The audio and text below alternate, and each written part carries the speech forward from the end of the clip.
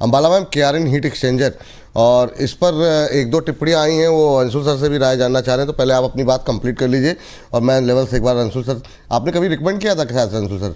क्योंकि एक दो कमेंट इस तरीके के आए हैं कि मैं उस पर बातचीत कर लूँगा अभी आपसे, एक बार आप तब तक देख लीजिए। लेकिन अभी की मैम जो जिस तरीके से 13% ऊपर है, धुआंधार रफ्तार 888 के लेवल पे, कुछ लोग ये कह रहे हैं कि अभी मुझे क्या प्रॉफिट बुक कर लेना चाहिए जिनके पास है, या अभी वेट करना चाहिए? काफ़ी तेज़ी है आज देखने को मिल रही है, 894 का हाई लगाया है मैम। आपका व्यू क्या है? क्या इस रैली में 52 वीक हाई जो 1000 के ऊपर का है वो टेस्ट करता हुआ दिखाई दे सकता है? और करंट लेवल पे क्या कोई नई खरीदारी की गुंजाइश है क्या?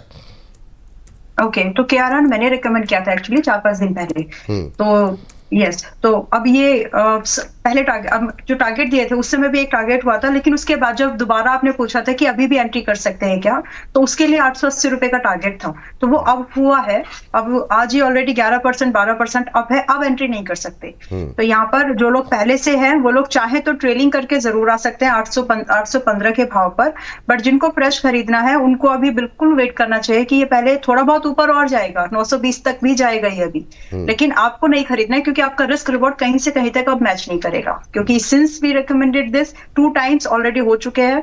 तो 650 पे भी आया था और उसके बाद आपने एक बार इसको न्यूज में वापस लिया था 710 के भाव पर भी। तो अभी ऑलरेडी अगर आप देखेंगे तो संदीप जी, विपुल जी, बहुत महंगा हो गया है अभी, 35% ऑलरेडी अप है। तो स्टॉक में कूल ऑफ पीरियड आना बाकी है, उस कूल ऑफ में आप जरूर खरीद सकते हैं। अब वो 920-30 जाने के बाद कूल ऑफ होगा तब ये देखना है। मैं रेंज समझा सकती हूँ कि हो सके तो 850 के आसपास खरीदिए, अभी नहीं। और जो लोग पहले से हैं वो प्रॉफिट चाहें तो कम से कम 70% प्रॉफिट अब बुक जरूर कर लीजिए, और दूसरे फर्दर जो एक्सटेंडेड टारगेट्स है 930 और 1000, उसके लिए रुक सकते हैं। फ्रेश खरीदारी अभी नहीं। चलिए, फिर खरीदारी अभी नहीं। चलिए, तो ये अच्छा, ये जो मैं टिप्पणी करने में थोड़ा सा मुझसे हो गई, ये हैंडीक्राफ्ट जी कह रहे हैं प्रदीप जी ने दिया था केआरएन, और अंशुल जी का विश्वविश है, तो विश्वविश पे प्रॉफिट आधा बुक करने को कह दिया करें। अब नीचे आ गए, 1 रुपये नीचे आया, 530 पे अभी भी ट्रेड कर रहा है। ये जो समस्या है, इसीलिए अगर आपको 30 पैसे 1 रुपये उस पर अगर मोमेंटम पे घबराहट होती है तो मत लिया कीजिए सर, क्योंकि इतने सारे शेयरों पे बातचीत करनी होती है। एक ही शेयर पकड़ करके हम 1.5 घंटे तो डिस्कस नहीं करेंगे। स्टॉप लॉस और टारगेट के साथ ध्यान रखिए सर। तब आपको म्यूचुअल फंड में चले जाना चाहिए। आपके लिए म्यूचुअल फंड है, आपके लिए बाजार नहीं है। मैं बार बार ऐसे लोगों को बोलता हूं, आप म्यूचुअल फंड में चले जाइए, अपने ऊपर एहसान कीजिए, दूसरे पे मत कीजिए। आप अपने ऊपर एहसान कीजिए, क्योंकि 98-54 की घबराहट अंत में आपका पूरा कैपिटल जेन स्ट्रीट के अकाउंट में ट्रांसफर कर देगी। तो अपने हाथों अपना पैसा उनके अकाउंट में देने से अच्छा है या तो हम लोग को दे दीजिए, तो हम लोग वही है पार्टी वार्टी कर लेंगे, या फिर आप म्यूचुअल फंड में दे दीजिए तो 10-5 साल में बढ़ के मिल जाएगा। बट जेन स्ट्रीट से अच्छा तो 2 ही लोग हैं, या तो हम लोग हैं या फिर म्यूचुअल फंड है। जो भी आपको सही लगे उसको दे दीजिए। हाँ, ये बात यहाँ पर निकल करके आई है। चलिए, एक और शेयर पे जरा बातचीत कर लेते हैं, और यहाँ पर एक और मोमेंटम वाला शेयर जिसमें कि हम देख रहे हैं कि अच्छा मोमेंटम आता हुआ दिखाई दे रहा है, वो एक सेकंड मिस हो गया मुझसे, जो है टाइटन का शेयर। सर जरा टाइटन देखिए, टाइटन में आज हरा निशान आता हुआ दिखाई दे रहा है, और उससे पहले जो है वर्लपूल देख लीजिए जरा। वर्लपूल में भी एकदम से मोमेंटम बनता हुआ दिखाई दे रहा है। वर्लपूल में क्या अभी नई खरीदारी की सकते हैं क्या प्रदीप सर? आप देखिए, और अगर आप चाहें तो उस पर भी टिप्पणी कर दीजिएगा केआरएन को लेकर के। आपकी कॉल थी सर? सर मैंने जब कॉल दिया था तब से लगातार अभी 30% ऊपर है। आज आपके नाम से मैसेज आया था। जी जी जी। एकदम फट गया है, वही है। ठीक है, लोगों को दिखता है, इसलिए मैंने अपडेट नहीं दिया इसमें कोई। तो एक्चुअली केआरएन के साथ क्या है सर, फंडामेंटल रीजन है, फंडामेंटल ड्रिवन यहाँ पे रैली चल रहा है। अब देखिए, जब हम इंडिया में बात कर रहे हैं कि डेटा सेंटर्स को लेके कहीं ना कहीं हम एआई का बात कर रहे हैं, डेटा सेंटर हब बनाने की बात कर रहे हैं, तो केआरएन का जो एक्चुअली बिजनेस है हम देखेंगे ना, ये बेसिकली अगर हम इसको अच्छे से समझेंगे तो जिस तरीके का केआरएन केमिकल पावर जनरेशन में है, एंड जो बेसिकली एयर कंडीशन में काम करता है, तो इसमें पावर का हम बात कर रहे हैं और एयर कंडीशनर का बात नहीं करेंगे, उसमें नहीं चलेगा। तो केआरएन का जब से मोमेंटम आ रहा है, मैं समझता हूं नेक्स्ट 4-5 क्वार्टर बहुत धमाका होने वाला है। आप अगर शॉर्ट टर्म थोड़ा वीक है तो डेफिनेटली आप इसको एक बार प्रॉफिट बुक करके जाइए, लेकिन मैं बेचूंगा नहीं। All time high on the way है, 1200 एंड अबव टारगेट आपको आते हुए दिखाई देंगे। फंडामेंटल रैली चल रहा है। अब ये जो हमने डिफेंस का रैली देख लिया, हमने रेलवे का रैली देखा, हमने अभी ये पावर जो डेटा सेंटर वाला जितने भी कंपनीज है ये रैली नहीं देखा। इसीलिए नेटवेब में प्रॉफिट बुक नहीं करेंगे, इसीलिए आनंद राज में प्रॉफिट बुक नहीं करेंगे, इसीलिए E2E में E2E नेटवर्क में प्रॉफिट बुक नहीं करेंगे, इसीलिए KRN हिट एक्सचेंज पे प्रॉफिट बुक नहीं करेंगे। आज सुबह भी दिया था, उसके बाद अभी तो 10-11% ऊपर है। मैं समझता हूं कि 1200 एंड अबव टारगेट आना चाहिए। वर्लपूल सर हाँ, फिर से सीजन आ रहा है, मुझे लगता है कि ये चलेगा। रैली 932 के आसपास का प्राइस है। मैं समझता हूं कि बहुत जल्दी आपको यहाँ पे 1150 से 1200 के आसपास का प्राइस आना चाहिए, तो बिल्कुल बने रहने का सलाह होगा। और इसके साथ साथ वोल्टास में भी एक रैली नहीं हुआ, वोल्टास का चार्ट भी मुझे अच्छा लग रहा है। वोल्टास भी मुझे लगता है कि कहीं ना कहीं करेंट जोन से भी एटलीस्ट 12 नया खरीद लें क्या सर? वर्लपूल तो चलिए तेज हो गया, वोल्टास अभी खरीद सकते हैं क्या? वोल्टास सर बिल्कुल, अभी भी वोल्टास में अपॉर्चुनिटी है और मुझे लगता है कि वोल्टास अभी भी आपको खरीदना चाहिए, क्योंकि एक गैप था जिस तरीके से अब रिसेंटली रेंज के ऊपर आया भी है। मैं समझता हूं कि 1750 तक चल सकता है। देखिए 5, 10, 20 रुपए का टारगेट मैं इसमें नहीं दूंगा। जिसमें पैसा बनेगा, अगर 2 महीना वेट करने पे आपको अच्छा खासा मुनाफा हो सकता है, पॉसिबिलिटीज है। हाउएवर देखिए मार्केट पे कुछ भी गारंटी नहीं होता, पास्ट परफॉर्मेंस फ्यूचर में इंडिकेट नहीं होता, सेबी ऑलवेज बोलते हैं। लेकिन फिर भी ये पैटर्न अच्छा हुआ है, फॉर्मेशन अच्छा हुआ है, कहीं ना कहीं सीजन अच्छे से चल रहा है। मैं समझता हूं कि आपको बिल्कुल बने रहना चाहिए। टारगेट रहेगा 1750, एक स्टॉप लॉस आप 1465 के आसपास मेंटेन कीजिए और बने रहिए। 1750 का टारगेट आपने दिया है, स्टॉप लॉस क्या बोला आपने? मुझे स्टॉप लॉस 1465 1465 के स्टॉप लॉस के साथ। ये कितने दिन के लिए आप बोल रहे हैं? ये मिनिमम 1.5 से 2 महीने का एक व्यू लेके चलिए। चलिए 1.5-2 महीने का व्यू लेके चलें, और तब तक गर्मी भी मुझे लगता है ठीक ठाक होनी शुरू हो जाएगी। पिछली गर्मी में थोड़ा सा निराश हुआ, तो मुझे लगता है कि शायद इस बार जो है पिछली गर्मी की भी भरपाई होती हुई दिखाई दे। मोमेंटम बनने शुरू हो गए हैं वोल्टास, वर्लपूल जैसे शेयरों में। तो कंज्यूमर ड्यूरेबल पर निगाहें अपनी पैनी रखिए। तो यहाँ पर 1750 तक के टारगेट वोल्टास को लेकर के निकल करके आते हुए प्रदीप जी की तरफ से। चलिए अब थोड़ा सा आगे बढ़ते हैं और अगली कंपनी जो है वो डिस्कस करना चाहेंगे। नंबर है अंशुल सर का। और अंशुल सर जरा देखिए, आप MCX को लेकर के 2410 का भाव आ गया है। 2410 पे क्या यहाँ पर एंट्री लेनी चाहिए कि नहीं लेनी चाहिए? क्या सलाह रहेगी आपकी? 2411 के आसपास क्या करना चाहिए सर? सर मैं अवॉइड कर देता। रेंज के अंदर है 2494 ऊपर, 2193 नीचे।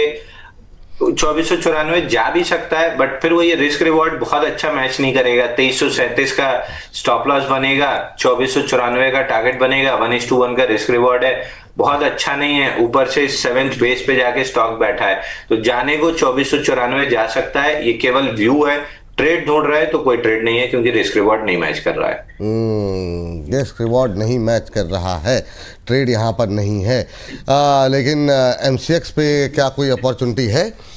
वो देखिए मैम आप जरा कैसे देख रही हैं MCX करें, सॉरी ग्रो को। हालांकि मेरा सवाल अगला BSE को लेकर था, लेकिन आप पहले ग्रो पे, क्योंकि ग्रो पे आपकी कॉल थी और ये अभी इसी रेंज के आसपास घूम रहा है।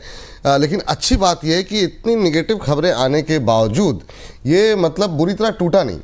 तो अभी क्या करना चाहिए? 100 उसी लेवल के आसपास है, 170 172 के आसपास। कल भी बाजार में इतनी गिरावट रही, लेकिन ये दोबारा वहीं पे आके खड़ा हुआ है। कैसे देख रही हैं ग्रो को आप? 160 रुपए का स्टॉप लॉस 195 210 के टारगेट्स के लिए चेज करके देख सकते हैं, और अभी उसी रेंज में है। इसमें कोई बड़ी गिरावट की एक्सपेक्टेशन जब बड़ी इसमें अनलॉकिंग होगी ना IPO वाली, तब जाकर के इसमें कुछ अच्छे भाव 130 वगैरह दिख सकते हैं। टिल द टाइम ये ऐसे ही थोड़ा साइडवेज मूवमेंट में रहेगा, तो बड़ी अनलॉकिंग जब पोजीशंस आएंगे मार्केट में उसके बाद ही देख सकते हैं हम लोग।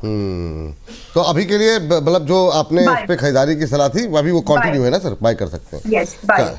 ठीक ये बात है। तो ये अभी इसी कैपिटल मार्केट की थीम को ही आगे बढ़ाते हुए थोड़ा सा आगे बढ़ जाते हैं BSE की तरफ। प्रदीप जी से राय ले लेते हैं। इस पर हम लोग लगातार बातचीत कर रहे हैं, चूँकि अब आज भी रिकवर हो गया है थोड़ा सा 1% के आसपास।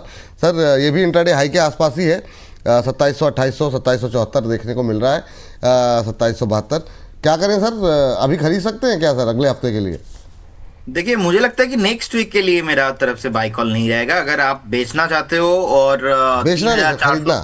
नहीं वही है, अगर आपके पास है और आप अच्छा, खरीदना बेचना चाहते और हो, ओके। बेचना चाहते हो आप 3,400 3,500 पे, देन जाके आप इसको एक बार वेट करके जाइए। जब तक एनएससी का आईपीओ नहीं आएगा बीएससी की तरह, बीएससी में मैं कुछ भी शॉर्ट नहीं करूंगा, क्योंकि जिस दिन ये एनएससी का आईपीओ आएगा ना, उससे पहले पहले हाइप हाइप में 3,400 500 चल जाएगा। मार्क माय वर्ड, 2,000 से बोलते आ रहा हूँ एवरी डे। तो इसीलिए बेचेंगे नहीं, करेंट जोन से बाय करना है। और मुझे लगता है कि अगर किसी के पास है तो एक बार आपको अभी तो बिल्कुल बेचना नहीं चाहिए, 3,400 3,500 में जाके एक बार बेचेंगे। अच्छा, अंशुल सर ने अपनी इमेज जो है ना, मैं वही अभी टिप्पणियाँ पढ़ रहा था, ऐसी एंटी डिफेंस टाइप की बना ली है। मतलब ये तीसरा चौथा मैं कमेंट पढ़ रहा हूँ जिसमें कि लोग कह रहे हैं सर डिफेंस पे जो है, वैरागी जी की टिप्पणी आई है, कह रही सर इनसे टाटा स्टील और बाकी सारे स्टॉक्स पे सर से पूछेगा, डिफेंस और रेलवे पे नहीं पूछे, वरना वो सर इतना निगेटिव बोलेंगे कि रिटेल पैनिक में आकर सेल कर देंगे। तो सर कुछ कहना चाहेंगे आप इन दर्शकों से? नहीं, बजट के पहले अगर 4,100 में एचएल नहीं बेचा और 4,000 देख के आपको खुशी मिल रही है तो आपके साथ मैं खुश होना चाहूंगा।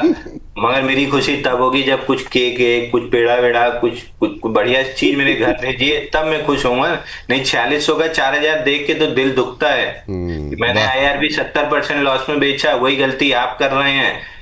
भाई करिए, बहुत बढ़िया है, करिए, ऐसी एक गलती कर लेना चाहिए, क्योंकि ऐसी ही गलती फिर आपको ये सिखाती है कि risk management, quantity calculator, relative strength, ये सब कुछ चिड़िया होती है जो आपको सीखनी चाहिए, समझनी चाहिए, पढ़नी चाहिए, तब पैसा कमा लेंगे। तो एक बार कर लीजिए गलती। अच्छा सर, चलिए, ये गलतियां तो ये लोग करेंगे या नहीं करेंगे, लेकिन पीबी फिनटेक पे बताइए क्या करना चाहिए। पीबी फिनटेक भी आज तेज हो रहा है, 1,500 के ऊपर निकलता हुआ। पीबी फिनटेक में कोई गुंजाइश है क्या करंट लेवल पे? क्या संभावनाएं दिखाई दे रही हैं? नहीं सर, पीबी फिनटेक में बाउंस बैक है। 28 दिन में 27% करेक्ट हुआ है, तो बाउंस बैक में जरूर आपको 1583 तक जा सकता है। बहुत एग्रेसिव रिस्क ट्रेडर हैं, बाउंस बैक प्ले करने में इंटरेस्टेड हैं। ऑफ लेट 4-5 दिन जितने भी आपने गिरे हुए काउंटर में बाउंस बैक प्ले करने की कोशिश की है, स्टॉप लॉसेस कटे ही हैं ज्यादातर में। तो उस रिस्क को ध्यान में रखते हुए अगर एकदम ट्रेड करने का मन ही है तो 1464 के स्टॉप लॉस से कर लीजिएगा 1583 तक। मेरी तरफ से बाई की कोई भी सलाह नहीं है। अगर कर ही रहे हैं तो 1583 जाता हुआ दिख रहा है बाउंस बैक में, अगर ले रहे हैं तो 1464 का स्टॉप लॉस रहेगा। बट मैं रिलेटिव स्ट्रेंथ बाई करने में यकीन रखता हूं, इसमें रिलेटिव वीकनेस है, तो I would avoid this counter. चलिए, तो अवॉइड करने की सलाह है पीबी फिनटेक को। मैम जरा देखिए, वोडाफोन एकदम से नए इंट्राडे हाइज बनते हुए, हालांकि अपनी रेंज से बाहर नहीं गया है जिस दायरे में काम कर रहा था उसी में, लेकिन क्या ये बीटीएसटी या 10-20-50 पैसे के लिए कुछ करने की गुंजाइश है यहाँ पर? अभी क्या उम्मीद दिखाई दे रही है इंट्राडे चार्ट पे, जिस तरीके से ये रिकवरी दिखा रहा है? आपकी टिप्पणी क्या रहेगी? 11 रुपये 36 पैसे का भाव। नहीं विपुल जी, अब मैं इसमें और फ्रेश लॉन्ग की सजेशन अब नहीं दे सकती। मेरे लिए अभी it's a wait and watch. तो जितने भी लोग हैं वो तो होल्ड कर सकते हैं, लेकिन खरीदारी का कोई व्यू फ्रेश नहीं है। जिनके पास है वो जरूर अपनी पोजीशंस को लॉन्ग रखिए एज इट इज, 10 रुपए 20 पैसे का स्टॉप लॉस के साथ, 12.5 से 14 रुपए के फर्स्ट एंड टारगेट्स के लिए। बाकी उसके बाद जितना जाना है वो देखेंगे दिसंबर तक, बट ये 2 टारगेट तो आप चेस कर सकते हैं। फ्रेश मत खरीदो, ये अभी बहुत लेट हो जाएगा फिर। लेकिन मैम 11 रुपए 56 पैसे के आसपास जब था तब तो आपको ठीक, मतलब उस दिन तो आपने बोला था ठीक है, अभी भी ठीक है, 11 रुपए उसी रेंज पर है। लेकिन बात ये होगी कि फिर से लोग ना नई पोजीशंस को इनिशिएट करने की कोशिश करेंगे, जो लोग पहले से हैं कि अभी चलो थोड़ा सा और खरीद लेते हैं। अगर आप रिस्क मैनेज करके रख सकते हो ठीक से तो ठीक है, क्योंकि ये मेरे लिए 11 से 11.5 मुझे ठीक ही है ये अभी भी, और 10 रुपए 20 पैसे का ही स्टॉप लॉस है, 12.5-14 रुपए के टारगेट है जो आ जाएंगे। तो खरीदने के लिए कुछ लोग ऐसे भी है विपुल जी जिन्होंने पहले से भी खरीद के रखा है, कुछ लोग 12 रुपए के पास भी खरीद के बैठे हैं। So idea is this only कि 11 से 11.5 में अभी भी खरीद सकते हो, लेकिन इसके बाहर मत जाना बस। अभी जो आपने बीटीएसटी वाला वर्ड जो आपने बोला था ना, मैं उस नजरिए से मैंने बोला कि अब बीटीएसटी का व्यू नहीं है। हाँ, ट्रेडिंग के लिए ठीक है 12.5-14, लेकिन बीटीएसटी के लिए ये काउंटर प्ले नहीं होते। दूसरा काउंटर आईआरसीटीसी आप देख सकते हो। अच्छा, आईआरसीटीसी 645 का टारगेट दिया था, 620 की बाइंग चल रही थी। कई बार आपने उसको न्यूज में कवर किया है। अभी जस्ट अलर्ट आया है 10:50 पे आईआरसीटीसी का 645 पहला टारगेट हिट हो गया। लेकिन इसमें बीटीएसटी आप चाहे तो कर सकते हैं, इसमें आप स्विंग लॉन्ग न्यू भी कर सकते हैं इन्वेस्टमेंट के लिए। ठीक, अभी अगर लॉन्ग करके जाए मैम तो आईआरसीटीसी पे करंट लेवल पे क्या स्टॉप लॉस टारगेट रखेंगे?